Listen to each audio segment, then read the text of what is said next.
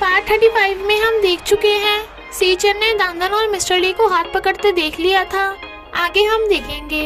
I suggest आप part 36 से पहले पार्ट 35 भी देख लीजिए, जिसका लिंक आपको ऊपर आई बटन पर मिल जाएगा।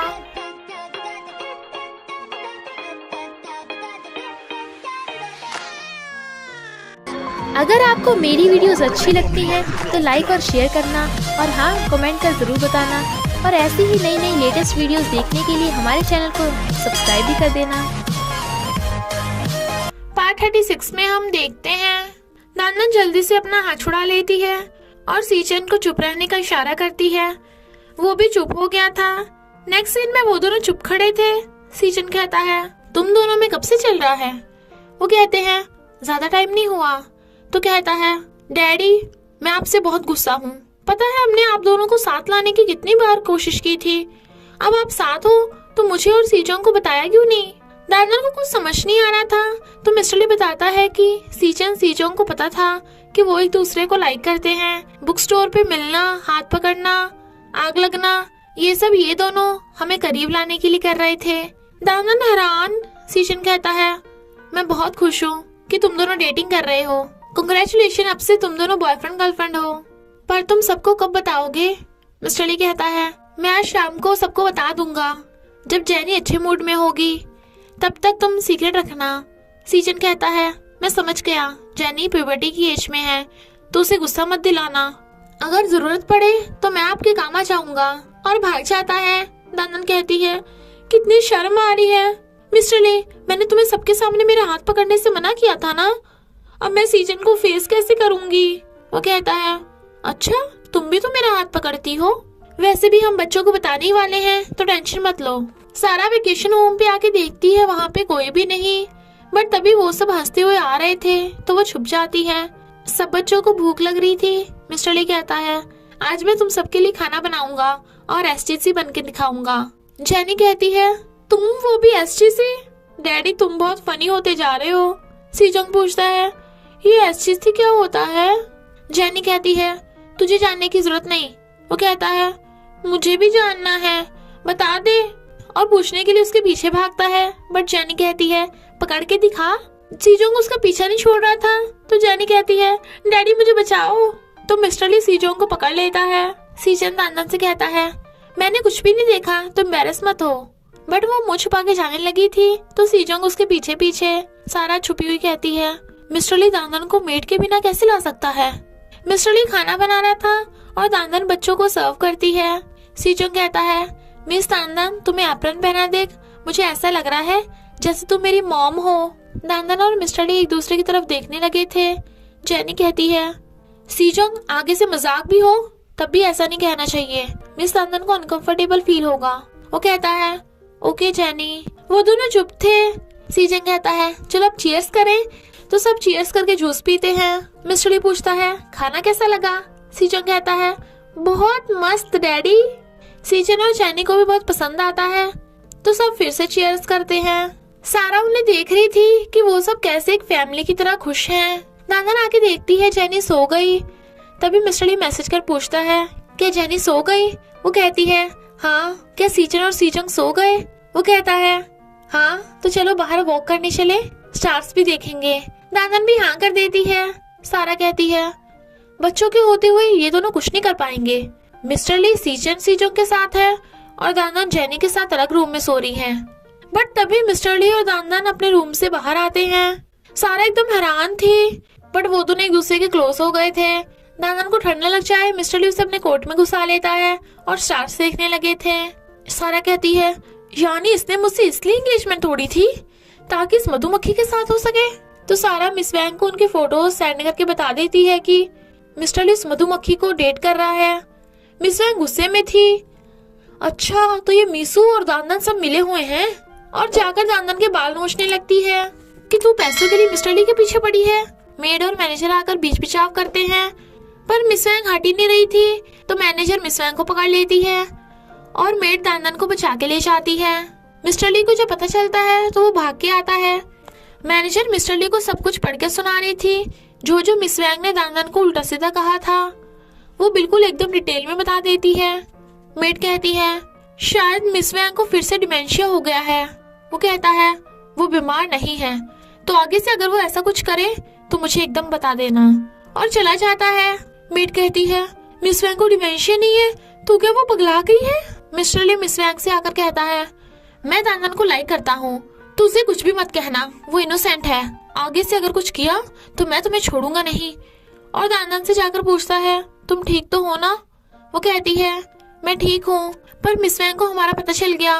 वो कहता है मैंने उन्हें बता दिया कि हम डेट कर रहे हैं, तो वो अब ऐसा नहीं करेंगी। मुझे अभी ऑफिस जाना है, तुम अकेली रह लोगी? वो कहती है और नहीं तो क्या, मैं छोटी बच्ची थोड़ी ना हूँ। तो मिस्टर ली उसे हक कर लेता है।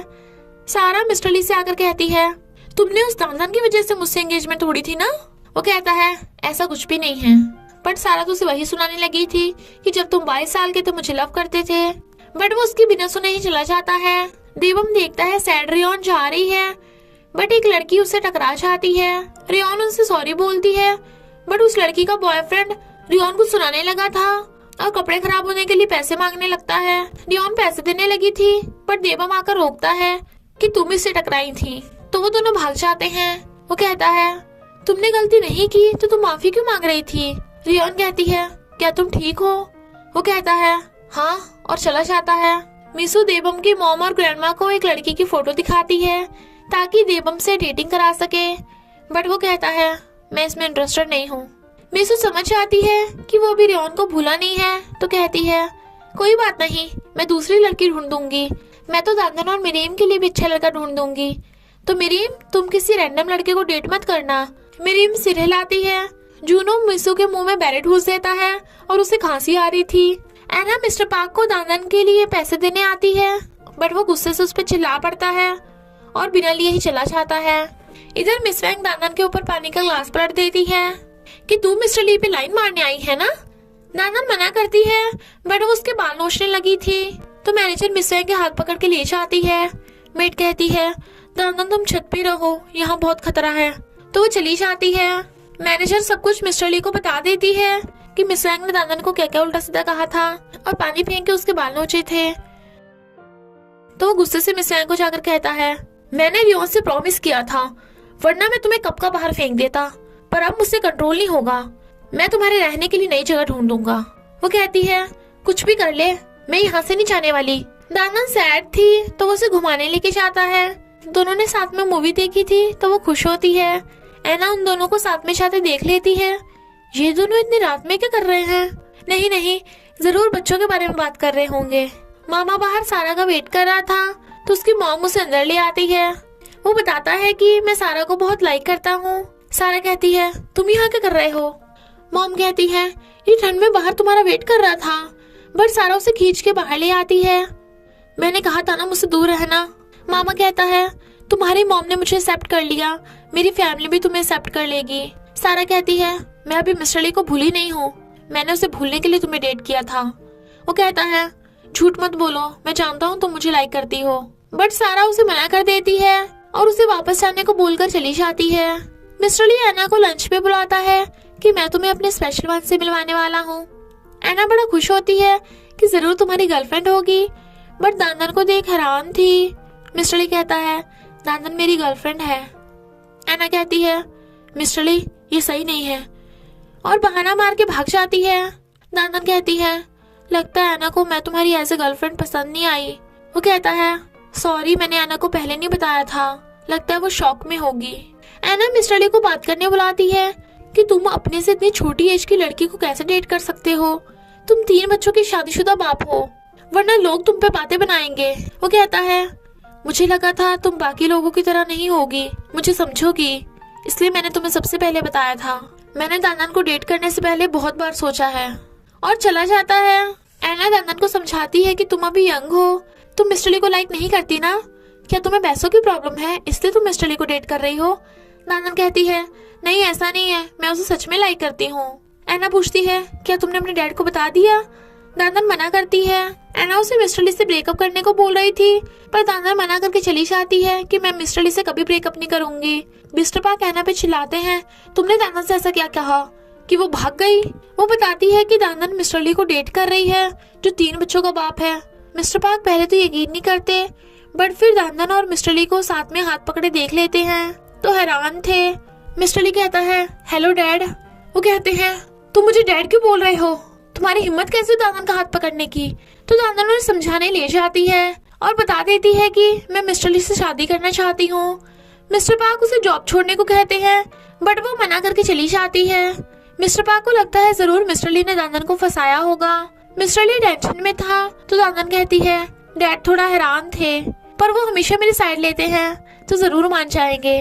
मिस्टर ली कहता है चलो तुम्हारी फैमिली वालों को बता देते हैं। मॉम मिस्टर पार्क को बताती है कि दानदन आज हमें अपने बॉयफ्रेंड से मिलवाने वाली है।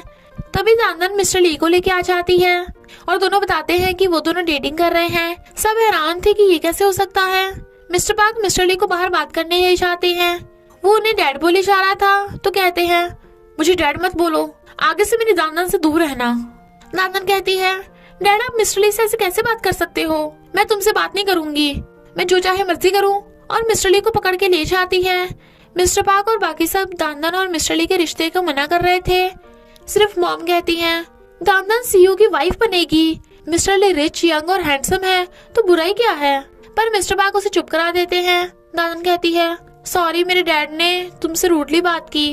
वो कहता है कोई बात नहीं, अभी तो शुरुआत है, हमें आगे जाके बहुत प्रॉब्लम्स का सामना करना है।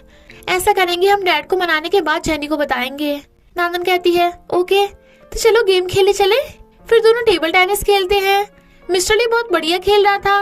दानदन कहती है क्या तुम मुझ पे थोड़ा सा भी रहम नहीं खा सकते, जब तुम 22 साल के थे तब भी तुम बार बार सीजों को वीडियो गेम में हरा रहे थे, खड़ूस कहीं के। और चालाकी से बॉल मारती है बट मिस्टर ली फिर भी उसे हरा देता है तो वो उस पर चिल्ला पड़ती है मुझे भी स्कोर बनाने दो। वो कहता है ओके इस बार तुम्हें जीतने दूंगा।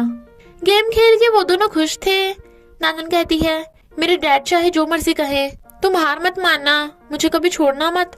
वो कहता है ओके और उसे हक कर लेता है। वो कहती है सीचर ने बताया था हमें साथ में स्ट्रॉबेरी फार्म जाना चाहिए, तुम भी चलोगे। वो कहता है हाँ जरूर, अभी बच्चों की छुट्टी चल रही है तो छुट्टियों में मजे करने चलेंगे। नेक्स्ट डे दानदन बच्चों को लेके आती है और मिस्टर ली को देख स्माइल कर रही थी। मिस्टर ली कहता है तुम लोग चलो, मैं अपना फोन रूम में भूल आया। दानदन कहती है बच्चों चले। सीजोंग कहता है हाँ चलो।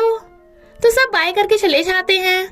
मिस वैंग आकर कहती है मिस्टर ली उस मधुमक्खी को भी लेके जा रहा है, तो बच्चों को भी उस मधुमक्खी के साथ डेटिंग पे कैसे लेके जा सकता है, मैं ऐसा कभी नहीं होने दूंगी। और इसी के साथ पार्ट 36 का एंड हो जाता है। तो बस थोड़ा सा इंतजार करना, फिर मिलेंगे नेक्स्ट पार्ट में।